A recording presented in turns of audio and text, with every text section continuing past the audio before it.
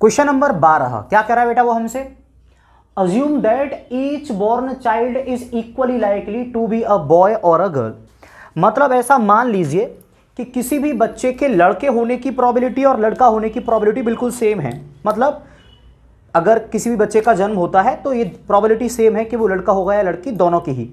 ठीक है, ठीक है। If a family has 2 children, अगर एक फैमिली के पास 2 चिल्ड्रन हैं यानी 2 बच्चे हैं, what is the conditional probability that both are the girl. तो वो दोनों के दोनों लड़कियां होंगी। एक फैमिली के पास अगर 2 बच्चे हैं तो इस बात की हमें कंडीशनल प्रोबेबिलिटी बतानी है कि वो दोनों के दोनों लड़कियां ही होंगी। अब इस क्वेश्चन के साथ 2 कंडीशन और दे रखी हैं। पहली condition the youngest is a girl और दूसरी वाली एटलीस्ट 1 इज अ गर्ल। ठीक है, तो क्वेश्चन को शुरू से करते हैं और जरा समझते हैं सॉल्यूशन। पहली चीज, अगर किसी फैमिली में 2 बच्चे हुए तो मैं लिख लेता हूं सैंपल स्पेस। हो सकता है कि वो दोनों ही गर्ल हों, यानी जो बड़ी वाली बेटी है वो भी जो बड़ा बच्चा है वो भी गर्ल हो और जो छोटे वाला है वो भी गर्ल हो सकता है कि एक गर्ल हो और एक बॉय हो, मतलब पहले वाली जो गर्ल हो और जो छोटे वाले हो वो क्या हो, बॉय हो। इसका उल्टा भी हो सकता है कि जो बड़े वाला हो वो बॉय हो और जो छोटी वाली हो वो गर्ल हो। और एक ये भी हो सकता है कि दोनों ही बॉय हों।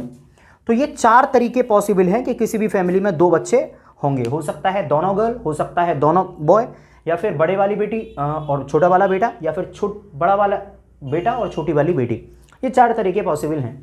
ठीक है, हमें प्रोबेबिलिटी पूछी है, कंडीशनल प्रोबेबिलिटी किस चीज़ की। तो मैं केस 1 की बात करता हूं। इसमें ई बराबर हमें दे रखा है, यानी हमें कंडीशनल प्रोबेबिलिटी पूछी है। किस चीज़ की प्रोबेबिलिटी पूछी है, बोथ आर दी गर्ल, दोनों के लड़कियां होने की प्रोबेबिलिटी क्या होगी। तो देखो ई किस चीज़ को रिप्रेजेंट कर रहा है कि बोथ आर दी गर्ल।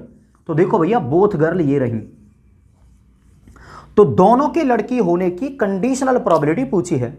दे क्या रखा है और हमें गिवन ये वाली बात है, given that the youngest is a girl. बेटा हम कंडीशनल प्रोबेबिलिटी निकाल रहे हैं तो एक कंडीशन दे रखी होगी ना, हमें दोनों लड़कियां हैं इस बात की प्रोबेबिलिटी निकालनी है, लेकिन कंडीशन भी दे रखी होगी। कंडीशन क्या है, the youngest is a girl, कि जो छोटी वाली है वो तो लड़की है, ये हमें दे रखा है। तो देखो भैया जो हमें दे रखा होता है कंडीशन उसको हम कहते हैं एफ। तो यंगेस्ट इज अ गर्ल मतलब छोटी वाली लड़की है। तो देखो यहाँ पर तो दोनों ही लड़की हैं तो छोटी वाली लड़की हो गई, तो जी कॉमा जी। यहाँ पर छोटे वाला बेटा हुआ, यहाँ पर छोटी वाली लड़की ही है तो बी कॉमा जी।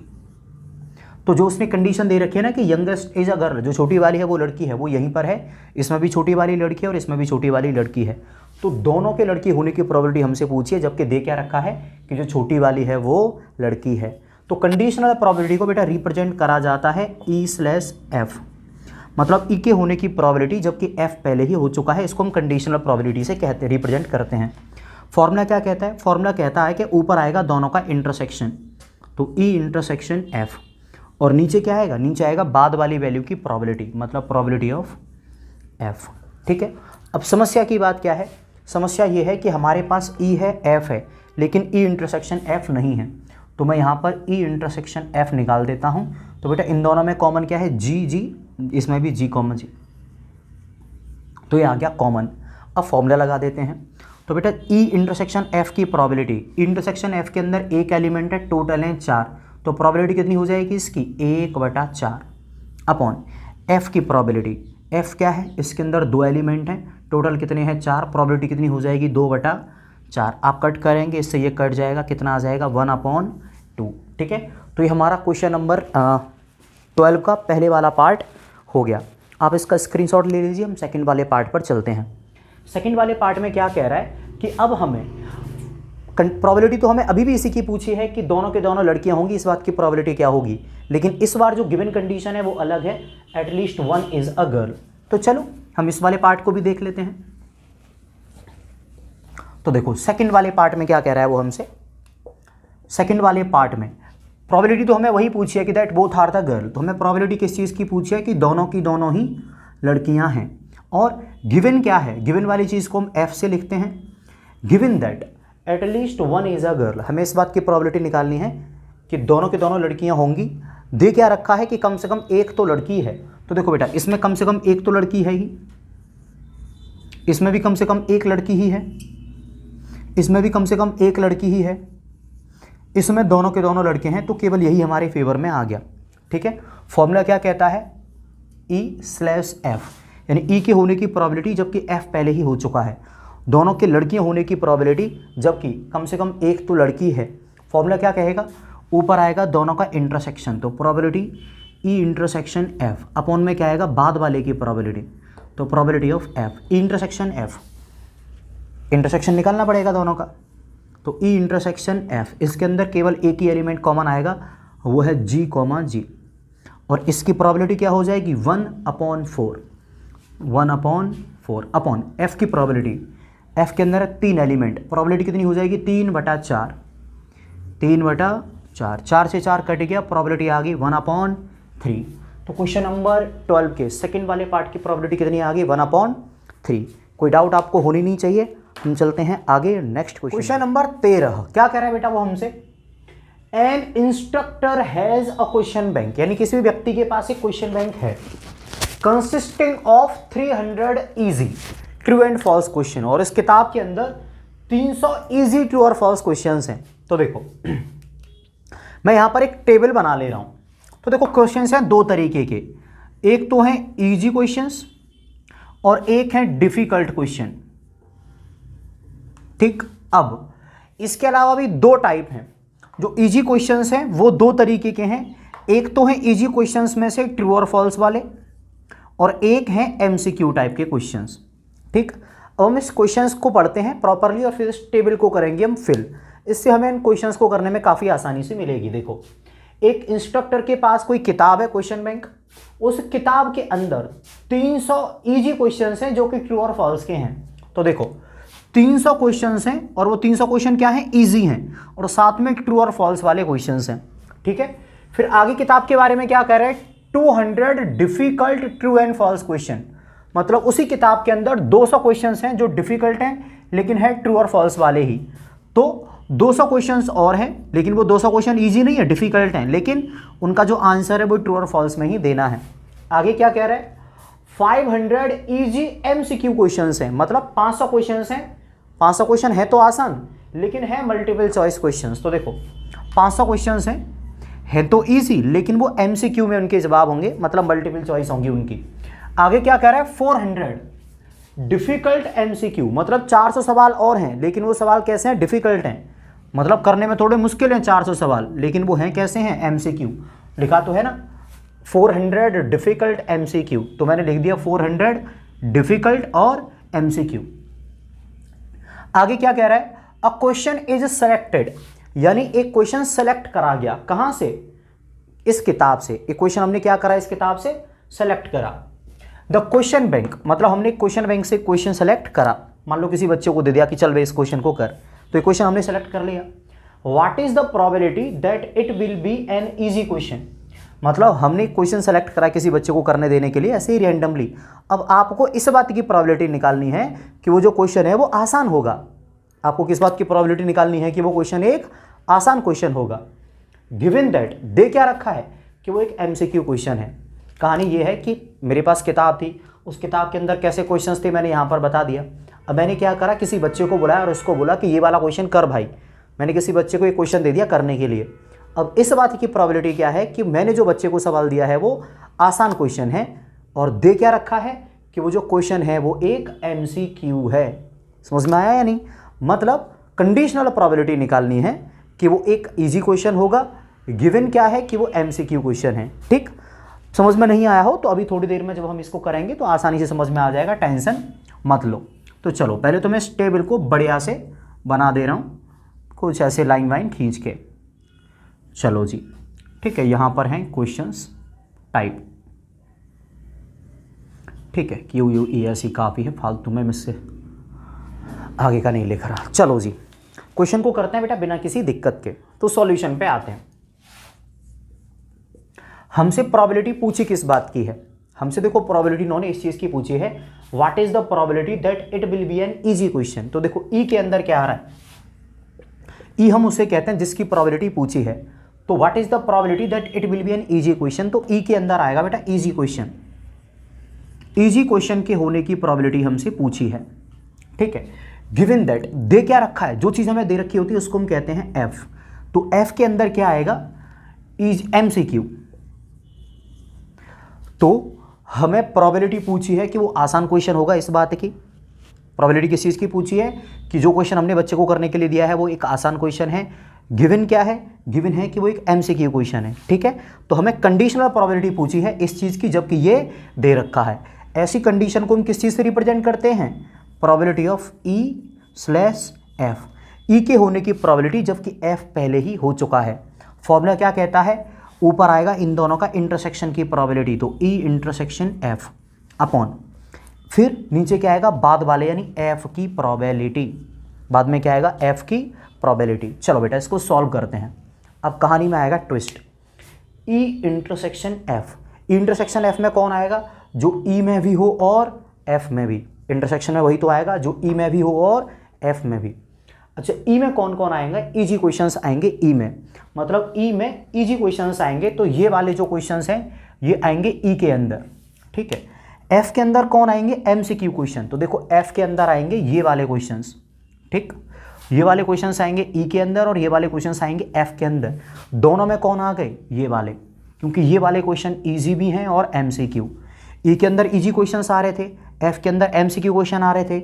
इंटरसेक्शन में कौन आएंगे, जो इजी भी हों और MCQ भी, MC बोलना गलत है तो लीव। तो हमने क्या कहा कि E/F के अंदर कौन आएंगे, एक तो इजी क्वेश्चंस भी हों और एक MCQ क्वेश्चंस भी हों। तो इजी क्वेश्चंस हो गए बेटा ये वाले और MCQ क्वेश्चंस हो गए ये वाले, तो ये 500 क्वेश्चंस जो है वो इजी भी हैं और MCQ भी। चलो बेटा इनको मैं लिख देता हूँ। तो E/F की प्रोबेबिलिटी कितनी हो जाएगी, 500 अपॉन, E/F के अंदर 500 आएंगे, लेकिन अपॉन में तो टोटल आएंगे या नहीं, अपॉन में क्या आएंगे, टोटल। ध्यान से सुनना, E/F इसके अंदर क्वेश्चंस आ गए जो इजी भी हों और MCQ भी, तो ये वाले क्वेश्चंस हैं इजी भी हैं और MCQ भी, लेकिन 500 क्वेश्चंस हैं, इनके होने की प्रोबेबिलिटी पूछी है हमें। E/F की वैल्यू तो 500 है, लेकिन E/F की प्रोबेबिलिटी क्या होगी, 500 बटा टोटल कितने क्वेश्चंस हैं, 300 और 200 500, 500 और 500 1000 और 400 1400। E/F के अंदर आए 500 क्वेश्चन, प्रोबेबिलिटी कितनी हो जाएगी, outcomes in favour upon total number of outcomes, 500 हमारे फेवर में है, टोटल 1400 हैं। तो E/F की प्रोबेबिलिटी कितनी हुई, 500 बटे 1400। क्यों, क्योंकि E/F के अंदर आएंगे 500 और टोटल कितने हैं 1400। समझ में आ रहा है या नहीं, ठीक है। अब F की प्रोबेबिलिटी, F क्या है, F के अंदर आएंगे MCQ क्वेश्चंस, तो बेटा MCQ क्वेश्चंस हैं कितने, 500 और 400 900, ठीक है। तो F के अंदर 900 क्वेश्चंस हैं, तो 900, लेकिन हमें निकालनी है प्रोबेबिलिटी, तो 900 तो हमारे फेवर में है, टोटल कितने हैं 1400, तो 900 बटे 1400। सिंप्लीफाई करते हैं तो 1400 से 1400 कट गया, 500 बटा 900, 00 से 00 कटेंगे तो 5 बटा 9। ये आ गई हमारी प्रोबेबिलिटी क्वेश्चन नंबर 13 में, ठीक है। आपको समझ में आ गया होगा, नहीं आए तो बेटा रिपीट करके देख लो। तो क्वेश्चन नंबर 14 की बारी है बेटा। आप इसमें हमसे कह रहा है गिवन दैट टू डिफरेंट, माफ करना, given that the two numbers appearing on throwing the two dice. हमने दो डाई को थ्रू करा, उन दोनों डाइस पर जो नंबर आ रहे हैं वो क्या है, डिफरेंट है। हमें दे क्या रखा है, गिवन दैट, यानी हमें एक चीज दे रखी है, क्या दे रखी है कि जो दोनों डाइस पर नंबर आ रहे हैं, दो डाइस को फेंकने पर वो दोनों नंबर डिफरेंट हैं। मतलब जब हमने दो डाइस को फेंका तो उन दोनों डाइस पर 1 1 2 2 3 3 4 4 5 5 या 6,6 नहीं आया, क्योंकि उसने बोल रखा है कि जो दोनों डाइस पर नंबर आए वो नंबर क्या है, डिफरेंट है। तो 1 1 हो ही नहीं सकता, 5 5 हो ही नहीं सकता, क्योंकि दोनों नंबर सेम है। सेम होने के लिए मना कर रहा है, खुद बोल रहा है डिफरेंट है, तो ये सारे नंबर तो हमारे नहीं आने वाले। Find the probability of the event, तो हमसे प्रोबेबिलिटी पूछी है इस बात की, the sum of the numbers on the dice is 4, कि जो दोनों डाइस पर नंबर आ रहे हैं उनका जो सम है वो कितना है, 4 है। तो चलो देखते हैं सॉल्यूशन में। हमें जिस चीज की प्रोबेबिलिटी पूछी होती है उसको हम रिप्रेजेंट करते हैं ई से। तो देखो हमसे प्रोबेबिलिटी पूछ रहा है वो इस बात की कि जो दोनों डाइस पर जो नंबर आ रहे हैं उनका जो सम है वो कितना है, 4 है। The sum of the numbers on the dice is 4। इसी चीज की हमसे क्या कह रहा है, फाइंड द प्रोबेबिलिटी। तो देखो बेटा सम 4 कहां कहां आ सकता है, जब 1,3 हो, 2,2 हो, 3,1 हो। इसके अलावा मुझे तो कोई और नंबर नहीं दिख रहा जहां पर कि जो दोनों डाइस पर आने वाले नंबर्स का सम 4 हो। हमें किस चीज की प्रोबेबिलिटी पूछी है, इस बात की प्रोबेबिलिटी पूछ रहा है, find the probability that the sum of the numbers on the two dice is 4, कि दोनों डाइस पर आने वाले नंबर्स का जो सम है वो कितना होना चाहिए 4। तो ये 3 ही आउटकम्स हैं जिनमें कि जो सम है डाइस पर आने वाले नंबर्स का वो 4 है, तो ये मैंने लिख दिया। गिवन दैट, जो चीज दे रखी होती है उसको हम रिप्रेजेंट करते हैं एफ से। तो गिवन क्या है, गिवन में है given that two numbers appearing on the throwing the dice are different, मतलब जो डाइस पर नंबर आ रहे हैं वो सेम नहीं है, वो नंबर्स क्या है, डिफरेंट है। मतलब क्या है, हमारा पूरा की पूरा आउटकम्स में 1,1 नहीं आएगा, क्यों, क्योंकि दोनों नंबर सेम हो गए। तो क्या आएगा 1,2, 1,3 डॉट डॉट डॉट 1,6 तक आएगा, फिर 2,1 आएगा, लेकिन 2,2 नहीं आएगा क्योंकि 2 और 2 सेम हो जाएंगे। 2,3 आएगा, 2,4 आएगा, डॉट डॉट डॉट 2,6 आएगा, फिर 3,1 आएगा, 3,2 आएगा, 3,3 नहीं आएगा, 3,4 आएगा। इस तरीके से आउटकम्स आएंगे, मतलब टोटल 36 आउटकम्स होंगे, लेकिन उसके अंदर 1, 1, 2, 2, 3, 3, 4, 4, 5, 5, 6, 6 ये वाले आउटकम्स नहीं आएंगे। मतलब ये टोटल कितनी आउटकम्स हो जाएंगी 30। भाई दो डाइस को थ्रू करने पर कितनी आउटकम्स होती हैं टोटल 36। अब इसमें से 6 निकाल दी, 1, 1, 2, 2, 3, 3, 4, 4, 5, 5, 6, 6, तो कितनी बची है 30। तो एफ के अंदर कितनी आउटकम्स होंगी टोटल 30।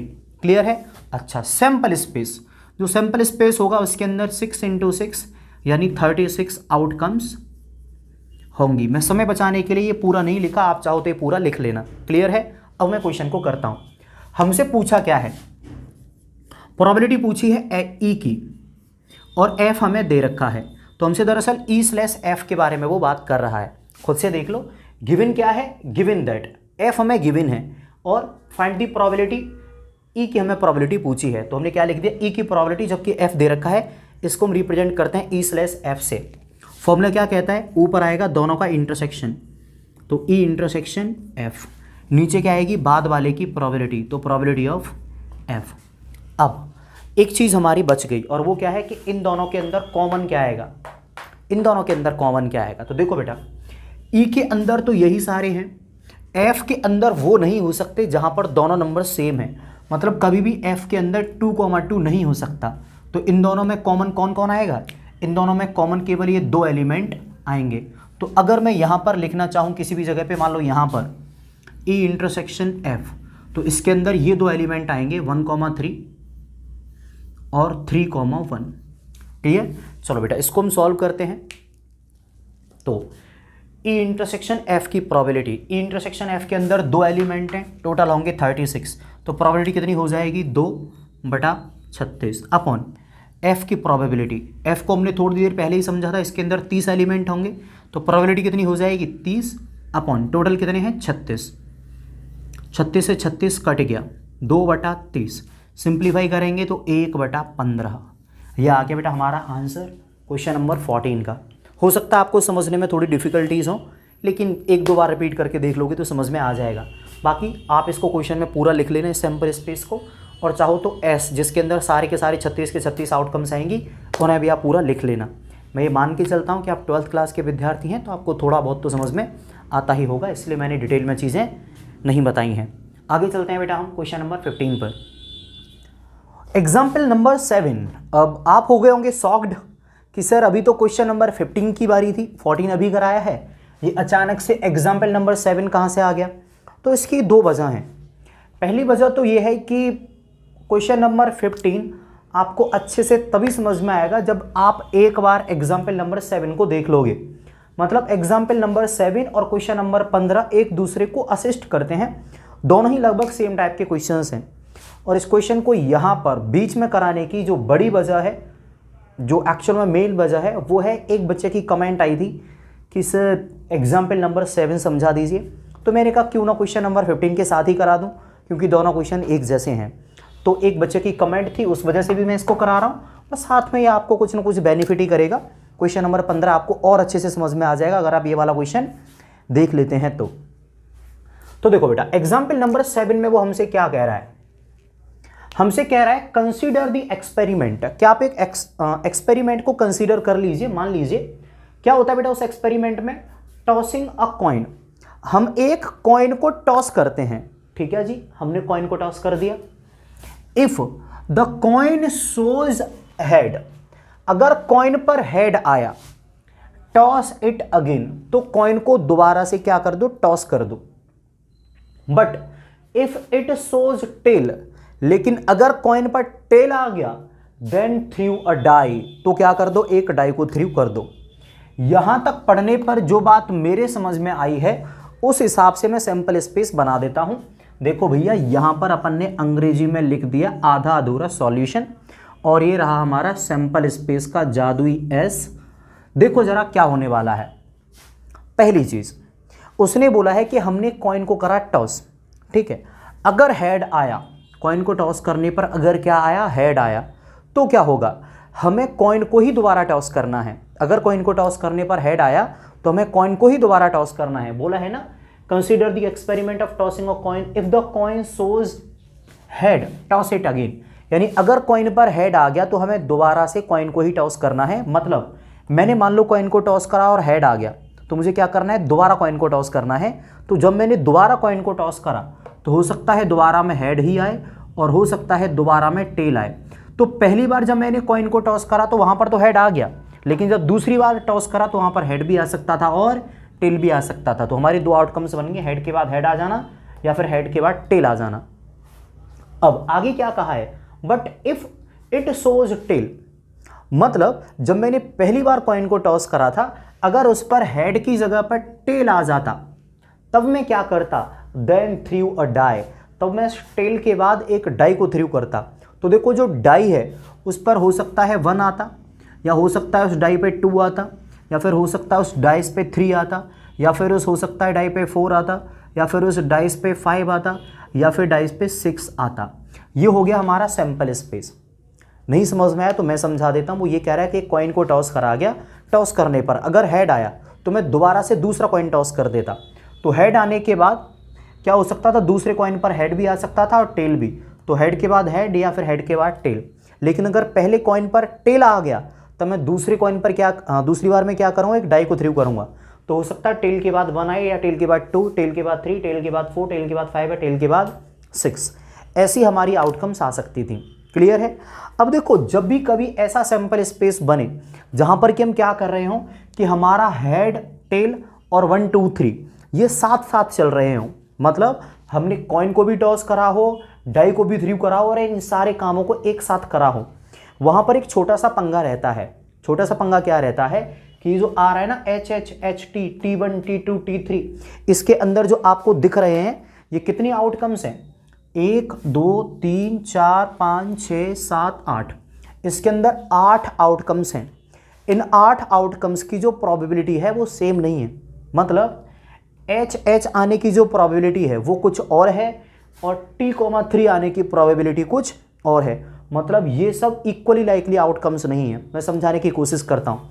मान लीजिए आपने एक डाई को थ्रू करा तो उसके अंदर 1 2 3 4 5 6 ये आउटकम्स आएंगी। अब इनमें इसके आने की प्रोबेबिलिटी 1/6, इसके आने की प्रोबेबिलिटी 1/6, इसके आने की प्रोबेबिलिटी 1/6, इन सब की प्रोबेबिलिटी अलग अलग 1/6 ही होती है, इसलिए हम इनको इक्वली लाइकली आउटकम्स कहते हैं।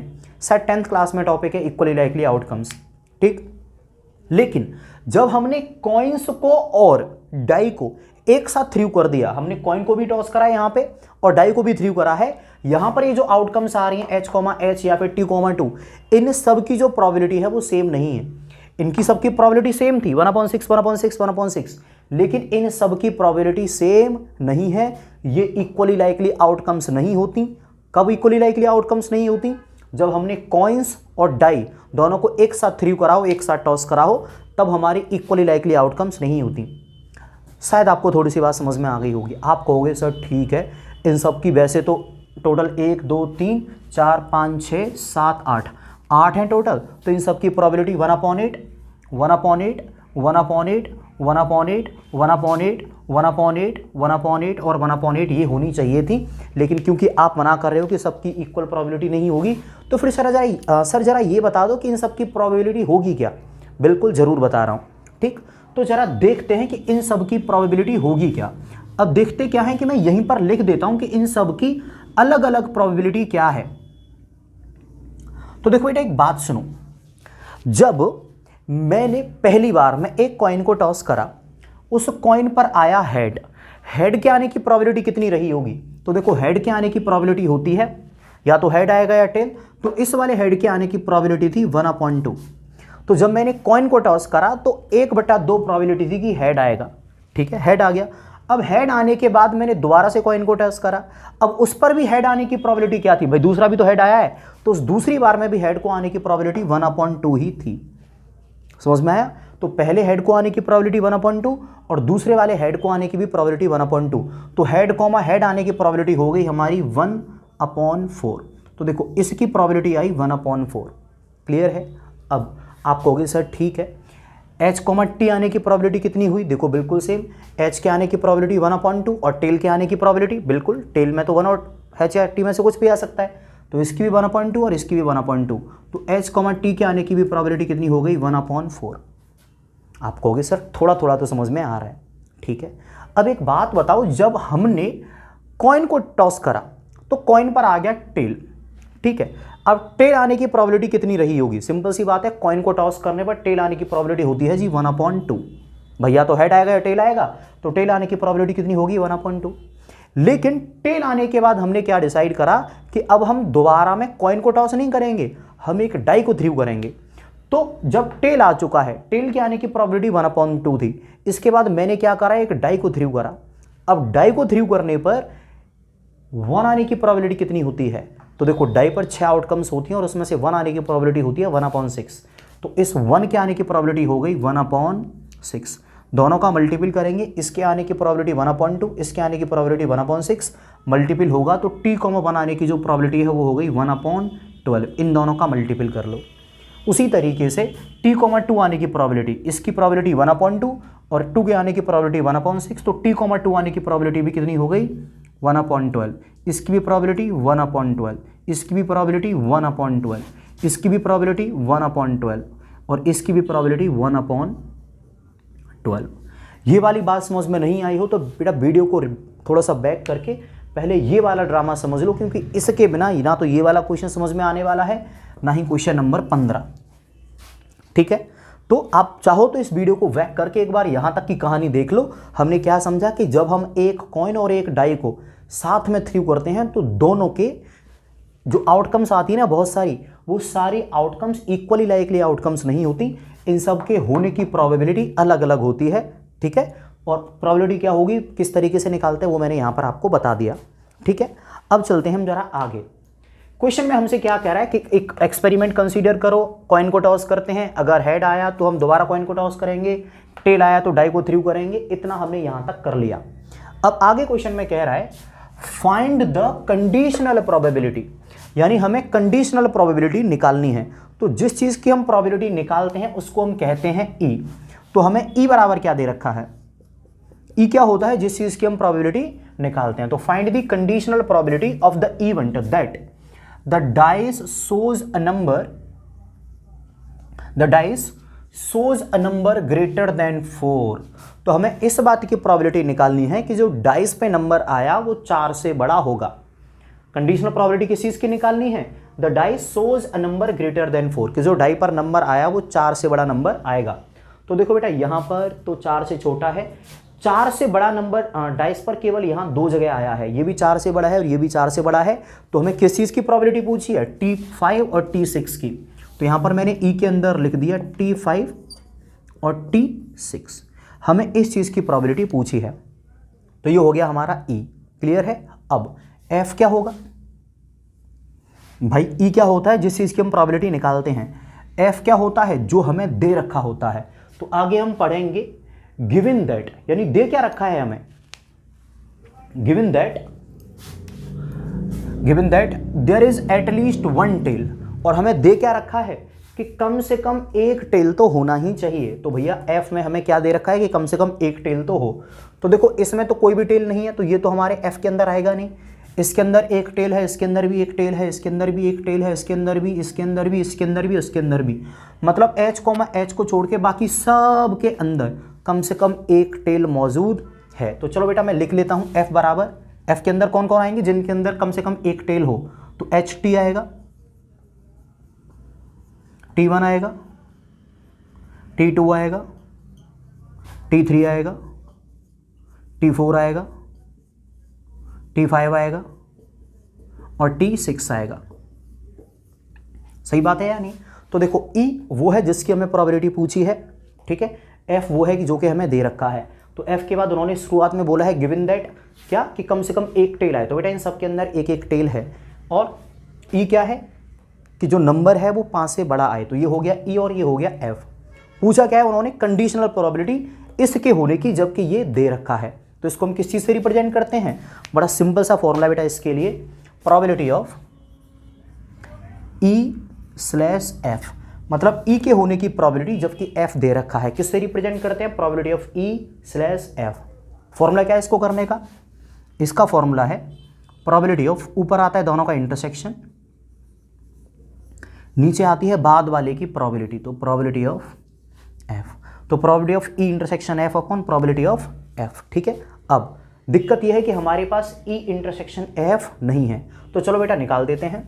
तो E इंटरसेक्शन F बराबर क्या आएगा? तो देखते हैं बेटा E और F के अंदर क्या क्या कॉमन है। ये है E और ये है F, दोनों के अंदर क्या कॉमन है? T5 T6, T5 और T6, मतलब ये दोनों ही कॉमन है। तो मैंने यहाँ पर E इंटरसेक्शन F में क्या लिख लिया? T5 और T6। क्लियर है? बिल्कुल। अब देखो इस फॉर्मूले में मुझे वैल्यू रखनी है E इंटरसेक्शन F की, E इंटरसेक्शन F की प्रोबेबिलिटी की। मेरे पास E इंटरसेक्शन F तो दे रखा है, ठीक है। इसके अंदर दो एलिमेंट आ रहे हैं, इसकी प्रोबेबिलिटी क्या होगी? तो देखो बेटा ध्यान से, probability of E intersection F बराबर, देखो E इंटरसेक्शन F के होने की प्रोबेबिलिटी क्या होगी? इसके होने की प्रोबेबिलिटी प्लस इसके होने की प्रोबेबिलिटी। भाई E इंटरसेक्शन F के होने की प्रोबेबिलिटी क्या है? T5 के होने की प्रोबेबिलिटी और T6 के होने की प्रोबेबिलिटी। मैंने शुरुआत में ही लिखा था कि T5 के होने की प्रोबेबिलिटी क्या है? 1/12 और T6 के होने की प्रोबेबिलिटी कितनी है? 1/12। तो यहाँ पर बेटा इसकी प्रोबेबिलिटी कितनी आएगी? 1/12 प्लस इसके होने की प्रोबेबिलिटी कितनी आएगी? 1/12। दोनों को जब आप जोड़ोगे तो आपका आंसर आएगा 2/6। तो मैंने प्रोबेबिलिटी निकाल दी E इंटरसेक्शन F की और वो वैल्यू क्या आई? 2/6। क्लियर है? तो ये वाली वैल्यू बेटा मैं E इंटरसेक्शन F की प्रोबेबिलिटी के सामने लिख दे रहा हूँ 2/6 अपॉन, अब F के होने की प्रोबेबिलिटी और बची है, अभी F के होने की प्रोबेबिलिटी अभी बची हुई है, तो चलो बेटा उसको भी लिख लेता हूं मैं। तो F के होने की प्रोबेबिलिटी देखो, प्रोबेबिलिटी ऑफ F के होने की प्रोबेबिलिटी में क्या होना पड़ेगा? इसके होने की प्रोबेबिलिटी, इसके होने की प्रोबेबिलिटी, इन सब के होने की प्रोबेबिलिटी मुझे जोड़नी पड़ेंगी। तो देखो भैया F के होने की प्रोबेबिलिटी के लिए क्या आएगा? H, T के होने की प्रोबेबिलिटी, HT की प्रोबेबिलिटी क्या थी? HT की प्रोबेबिलिटी थी 1/4, तो इसके लिए आएगा 1/4 प्लस इसके होने की प्रोबेबिलिटी 1/12, 1/12, 1/12, 1/12, 1/12 और 1/12। तो बेटा 6 बार आएगा 1/12, जो कि मुझे यहाँ पर जोड़ना पड़ेगा। तो 1/12 plus 1/12 plus 1/12 plus 1/12 plus 1/12 plus 1/12, हाँ थक गया, 1/12, हाँ तो 3 और 3 6, ये आ गया। देखो बेटा F की होने की प्रोबेबिलिटी क्या आई?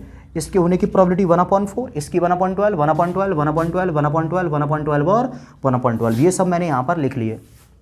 इनको कर देता हूँ बेटा मैं ऐड। तो देखो 6 बार आ रहा है 1/12, तो ये कितना हो जाएगा? 6/12 यानी 1/2, 1/2 प्लस 1/4। बेटा आप इन सब को जोड़ोगे तो आपका फाइनल आंसर आने वाला है 3/4। क्लियर है? तो F के होने की प्रोबेबिलिटी कितनी हुई? 3/4, तो यहाँ पर आ गया 3/4। ठीक है, अब देखता हूँ मैं सिंप्लीफाई करके क्या होने वाला है। 4 का इधर जाके इंटू होगा तो 4 दूनी 8 बटा नीचे इंटू होगा 6 तिये 18, 2 से सिंप्लीफाई हो रहा है, 2 से कटेगा 4 बार, 2 से कटेगा 9 बार, तो 4/9 आ गया आंसर। फटाफट मैं चेक कर लेता हूँ आंसर शीट में। बिल्कुल इसका आंसर है क्वेश्चन नंबर एग्जाम्पल नंबर 7 का 4/9 नहीं, उन्होंने तो 2/9 दे रखा है। हाँ बेटा गलती मिल गई, दरअसल 1/12 प्लस 1/12 यहाँ से हमें 2/12 मिलेगा। 1/12 प्लस 1/12 कितना मिलेगा? 2/12। सिंप्लीफाई करने पर आएगा 1/6। ठीक है, तो मैंने जब वैल्यू रखी ना 1/6, तो ये यहाँ पर कितना आएगा? 1/6। ठीक है, 4 इधर जाएगा तो 4 बटा 6 तिया 18। अब मैं जब इसको काटूंगा 2 से तो ये मिलेगा 2/9। ये आ गया बेटा हमारा फाइनल आंसर। ठीक है, अब एक काम करता हूँ, मैं इस क्वेश्चन को एक बार और समझा देता हूं आपको, क्योंकि समझ में आना बड़ा जरूरी है। तो देखो बेटा, हमें एक क्वेश्चन दे रखा था, हमसे कह रहा था कि अगर कोई भी एक मैं कॉइन टॉस करता हूं, अगर हेड आया तो मैं दोबारा कॉइन को टॉस कर दूंगा, लेकिन अगर टेल आ गया तो मैं एक डाई को थ्रू कर दूंगा। तो मैंने क्या करा, अगर हेड आया तो मैं दोबारा से कॉइन टॉस करूंगा, तो उस कॉइन पर हेड कॉमा टेल आ सकता था, तो आउटकम्स हुई हेड कॉमा हेड और हेड कॉमा टेल। लेकिन अगर मेरी कॉइन पर टेल आया होता तो मैं उसके बाद एक डाई थ्रू कर दूंगा, तो आउटकम्स क्या हो जाएंगी, T1 T2 T3 T4 T5 और T6। अब हमें पता है कि जब भी हम एक कॉइन और डाइस को साथ साथ थ्रू करते हैं तो आने वाली जो आउटकम्स हैं वो इक्वली लाइकली नहीं होती, मतलब सबके होने की जो प्रोबेबिलिटी है वो सेम नहीं होती। मतलब इसके होने की प्रोबेबिलिटी अलग होगी, इसके होने की प्रोबेबिलिटी अलग होगी, सबके होने की प्रोबेबिलिटी अलग अलग होती हैं।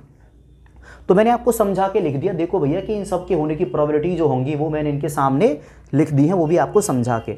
अब हमसे कह रहा था कि ई के होने की प्रोबेबिलिटी निकालो अगर एफ पहले ही दे रखा है। ई में क्या कह रहा था वो, कि जो नंबर है वो 4 से बड़ा आना चाहिए। तो देखो बेटा, 4 से बड़ा नंबर केवल एक तो 5 था और एक 6, तो ये दो आउटकम्स आ गई। एफ के अंदर कह रहा था कि कम से कम एक टेल आना चाहिए, तो हेड कॉमा हेड को छोड़ के सब में एक टेल था, तो ये बाकी सब आउटकम्स यहाँ पर आ गई। फिर हमें पूछा क्या था, E/F, मतलब ई के होने की प्रोबेबिलिटी, जबकि एफ पहले ही हो चुका है। फॉर्मूला क्या कहता है, ऊपर आएगा ई इंटरसेक्शन एफ, नीचे आएगा एफ की प्रोबेबिलिटी यानी बाद वाले की प्रोबेबिलिटी। तो मैंने ई इंटरसेक्शन एफ निकाला सबसे पहले, तो इन दोनों के इंटरसेक्शन में आ गए ये दो एलिमेंट, ठीक है। तो अब ई इंटरसेक्शन एफ तो निकल आया, मुझे इसकी प्रोबेबिलिटी और निकालनी थी। तो देखो, इसके होने की प्रोबेबिलिटी 1/12 और इसके होने की प्रोबेबिलिटी 1/12, जोड़ने पर आंसर कितना आया, 2/12 यानी 1/6, ठीक। तो ये वाली वैल्यू मैंने निकाल दी। अब तो मुझे ये वाली वैल्यू तो निकल आई अब तक, प्रोबेबिलिटी ई इंटरसेक्शन एफ की। दूसरी वैल्यू और निकालनी थी एफ की प्रोबेबिलिटी।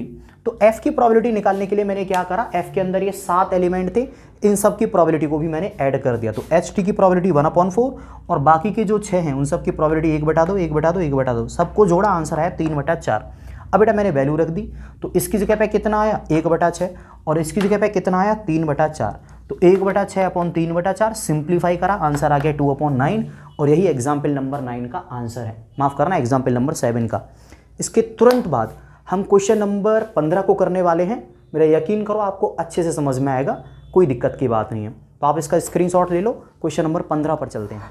तो एग्जाम्पल 7 अगर आप अच्छे से समझ लिए हो तो आप क्वेश्चन नंबर 15 को करने के लिए बिल्कुल तैयार हो। अब कतई गर्दा उड़ा दोगे आप इस क्वेश्चन में। तो चलो देखते हैं क्वेश्चन नंबर 15 में क्या कह रहा है। Consider the experiment of throwing a die, मतलब एक एक्सपेरिमेंट को आप कंसीडर करिए जिसमें हम क्या करते हैं, एक डाई को थ्रू करते हैं, मतलब एक डाई को फेंक देते हैं। अगर डाई पर एक 3 का मल्टीपल आ गया, if multiple of 3 comes up through the die again, अगर 3 का मल्टीपल आ गया ना डाई पर, तो आप क्या करोगे, डाई को ही दोबारा फेंक दोगे। If other number comes up, लेकिन अगर डाई पर कोई दूसरा नंबर आया, टॉस अ कॉइन, तो आप क्या करोगे, एक कॉइन को टॉस करोगे, ठीक है। तो यहां तक की जो पहली 2 लाइंस है इनको पढ़ के मैं पहले तो सैंपल स्पेस लिख देता हूं। तो बिल्कुल पिछले वाले क्वेश्चन की तरह यहां भी सॉल्यूशन लिख के चिपका दिया। अब मैंने लिखा यहां पर सैंपल स्पेस एस बराबर, मान लेते हैं कि जब मैंने पहली बार डाई को थ्रू करा और उस पर आ गया 1, उस पर क्या आ गया 1, तो मैं करूंगा क्या, 1 आने पर मैं एक कॉइन को टॉस करूंगा। उसने सिंपली बोला है कि अगर 3 का मल्टीपल आता है तब तो डाई थ्रू करनी है, और 3 का मल्टीपल नहीं आता है तो आपको कॉइन टॉस करना है। तो जो 1 है ये 3 का मल्टीपल तो नहीं है, तो मैं क्या करूंगा, 1 आने के बाद कॉइन टॉस कर दूंगा। 1 आने के बाद मैं क्या कर दूंगा, कॉइन को टॉस कर दूंगा। तो बिल्कुल यहां पर आया 1 और मैंने कॉइन टॉस करा, तो हो सकता है इसके बाद इस पर हेड आए, ठीक।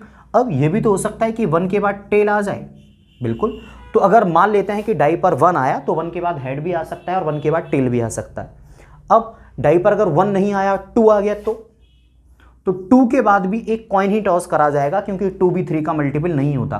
तो 2 के बाद दोबारा जब कॉइन टॉस करोगे तो हो सकता है उस कॉइन पर हेड आए या फिर उस कॉइन पर हो सकता है कि टेल आए। तो डाई पर 1 आया तो ये, डाई पर 2 आया तो ये। अब कहानी में ट्विस्ट आएगा, अगर डाई पर 3 आ गया तो, अगर डाई पर 3 आ गया तो देखते हैं भाई, जब डाई पर 3 आएगा, जब डाई पर कितना आएगा 3, तब क्या होगा, 3 जो है ये एक मल्टीपल है 3 का। उसने क्या बोला है, if multiple of 3 comes up through the die again, अगर 3 का मल्टीपल आ गया तो मैं डाई को ही थ्रू करूंगा।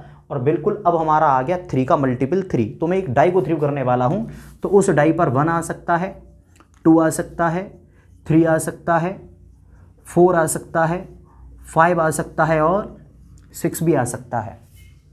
क्लियर? अच्छी बात है। अब अगर मान लेते हैं कि डाई पर 3 आने पर तो ये सब हो गया। अगर डाई पर 4 आ गया तो देखो जी 4 है, ये भी 3 का मल्टीपल नहीं है, तो इसके बाद तो मैं कॉइन को टॉस करूंगा, तो इस पर हेड भी आ सकता है और टेल भी आ सकता है। अब मान लो मैंने कॉइन डाई को 3 करा और उस पर 5 आया हुआ तो भी मैंने कॉइन को टॉस करा होता, उस पर हेड भी आ सकता था और टेल भी आ सकता था। लेकिन अगर मान लो डाई को 3 करने पर अगर 6 आ गया, 6 है एक मल्टीपल 3 का, तो इसके बाद क्या है, दोबारा से डाई को 3 करा जाएगा, तो 6,1, 6,2, 6,3, 6,4, 6,5 और 6,6 इनमें से कुछ भी आ सकता है। ठीक है, तो ये आ गया जी हमारा सैंपल स्पेस। सही बात है यहाँ तक। अब एक चीज़ याद रखना, यहाँ पर कॉइन और डाई एक साथ टॉस करे जा रहे हैं, मतलब इन सब के होने की जो प्रोबेबिलिटी है वो सेम नहीं है, ये इक्वली लाइकली आउटकम्स नहीं है। इसके होने की प्रोबेबिलिटी अलग होगी, इसके होने की प्रोबेबिलिटी अलग होगी। ये मैं बहुत अच्छे से पिछले वाले एग्जाम्पल नंबर 7 में समझा चुका हूँ, उसको मिस करने का पाप मत कर देना, वरना यहाँ पर कुछ समझ नहीं आएगा। ठीक, अब जरा हम ये देखते हैं कि दे क्या रखा है और पूछा क्या है। तो सुनो जरा, हमसे कह रहा है इस वाली लाइन में find the conditional probability of the event, यानी हमें प्रोबेबिलिटी निकालने के लिए कह रहा है। किस चीज़ की? The coin shows a tail. तो जिस चीज़ की वो प्रोबेबिलिटी हमसे पूछता है उसको हम कहते हैं ई। तो ई क्या है? ई में वो कह रहा है the coin shows a tail, कि जो कॉइन है उस पर एक टेल आना चाहिए। तो देखो भैया कॉइन कहाँ है, ये रहा, कॉइन पर आना चाहिए टेल। तो देखो बेटा टेल कहाँ कहाँ आ रहा है, उनको मैं कर देता हूँ अंडरलाइन। टेल जहाँ भी आ रहा है उनको मैं क्या कर देता हूँ, अंडरलाइन। तो एक तो टेल मुझे यहाँ दिखा, एक टेल यहाँ दिखा, एक टेल यहाँ दिखा, एक टेल यहाँ दिखा। इन चारों के अलावा मुझे तो कहीं टेल दिख नहीं रहा, और उसने टेल आने की ही प्रोबेबिलिटी हमसे पूछी है। कह रहा है ना find the condition of probability of getting a tail. तो देखो एक टेल आने की प्रोबेबिलिटी, इन 4 में ही टेल आ रहा था, तो इन सबको मैंने यहाँ पर लिख ले रहा हूँ। तो यहाँ पर क्या था, 1, T, 2, T, 4, T और 5, T। इन सब के ही आने की वो प्रोबेबिलिटी हमसे पूछ रहा है। कह रहा है ना प्रोबेबिलिटी की एक टेल आए, तो बेटा इन सब में एक टेल आ रहा है। ठीक, अब कुछ चीज़ हमें दे भी रखी होती है। दे क्या रखा है, F बराबर given that at least 1 die shows a 3, कम से कम एक डाई पर क्या आना चाहिए, 3 आना चाहिए।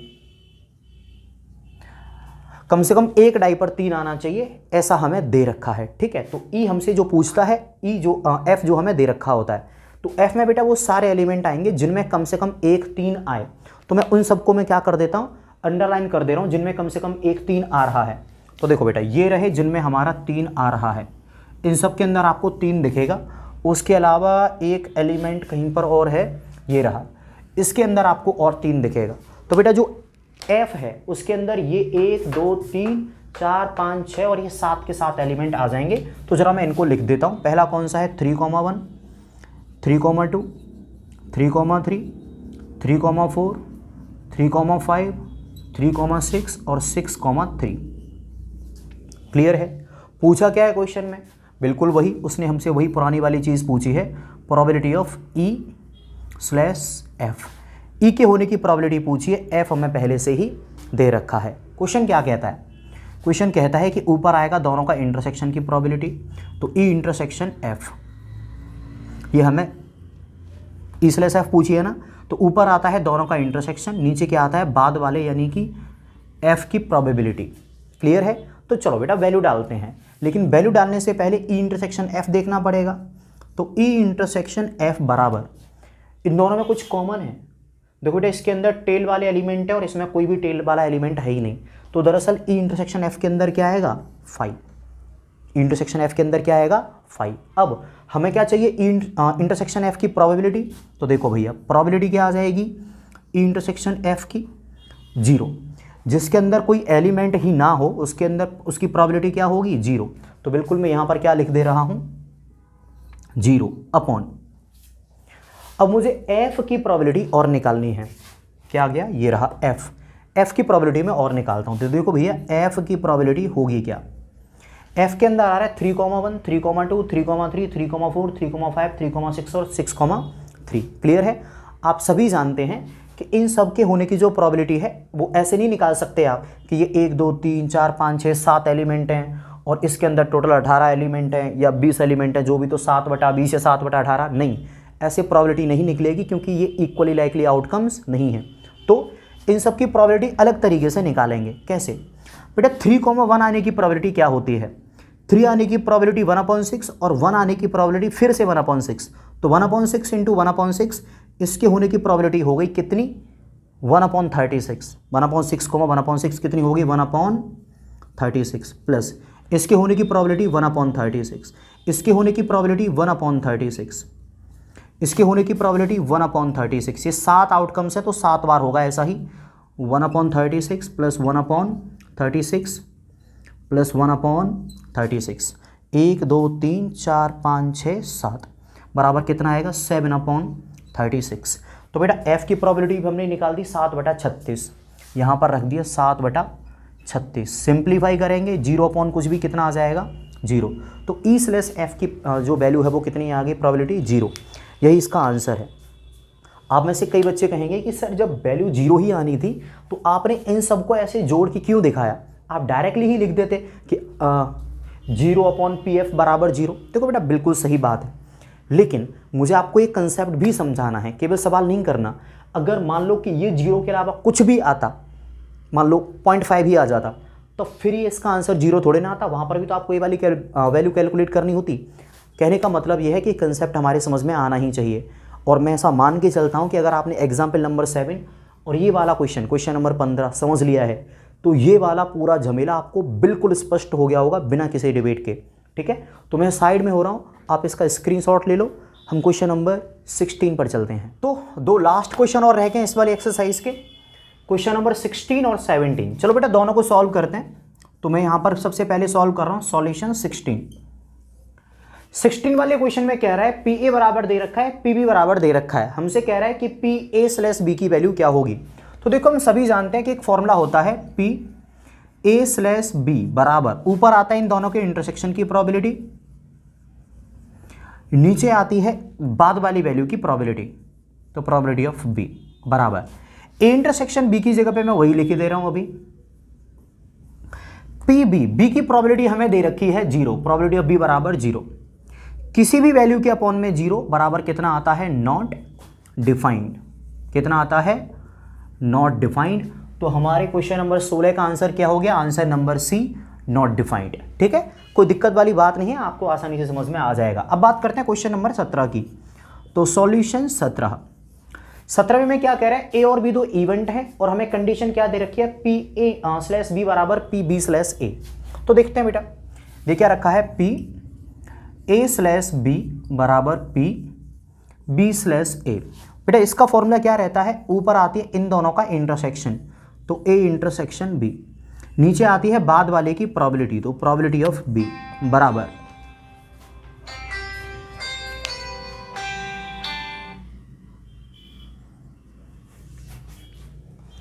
बीच में एक कॉल थी, कट कर दी। तो देखो A/B क्या रहता है? ऊपर आता है दोनों का इंटरसेक्शन, नीचे आती है बाद वाले की प्रोबेबिलिटी, इज इक्वल टू, इधर क्या होगा? इन दोनों की इंटरसेक्शन की प्रोबेबिलिटी।